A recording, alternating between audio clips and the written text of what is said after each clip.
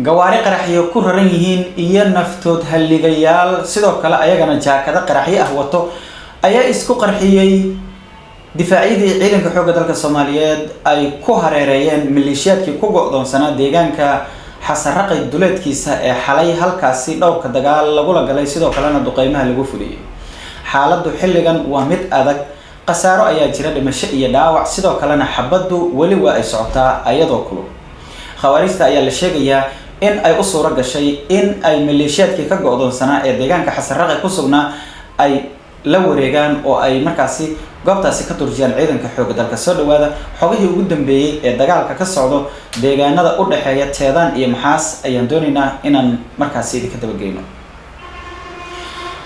xalay waatan idin la wadaagnay dagaalkii shalay kadib maleeshiyaad kooxda argagixisada ka tirsan oo markaasi go'doon ku ahaa meel ay galeen oo wado aysan gelin wadadana ay ka go'need dhanka Maxaas iyo dhanka Teedaanba ciidanka xoogga dalka iyo kuwa deegaankuna ay ku hareereysnaayeen taa oo xalay saq dhexe duqeymo iyo dagaalo toos ah ba lala galay sidoo kalena xalay dhaqdhaqaaqa maleeshiyaadka laga dareemayay in ay deegaano fara badan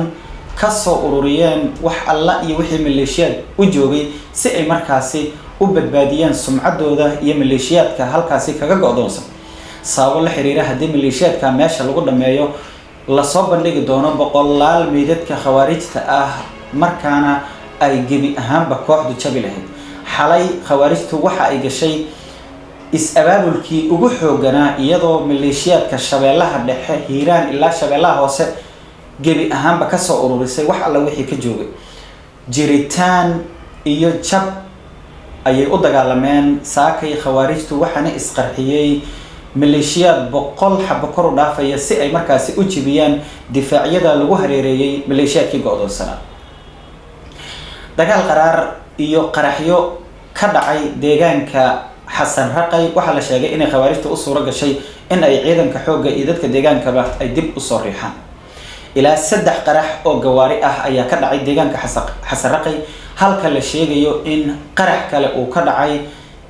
deegaanka lagu magacaabo Boqorre oo isaguna kamid ah deegaanada Teedaan laga difaaco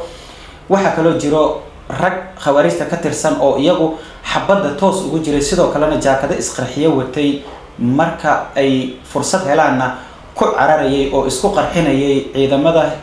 ka soo horjeeda arrintaas ciidanka dawladda ee halkaasi ku sugan waxay ku qasabtay inay dib u gurtaan isla markaana deegaanka xasaraqay oo ay uga go'doonsanaayeen khawaarijta maleeshiyaad ay u suura gasho in ay markaasi soo furtaan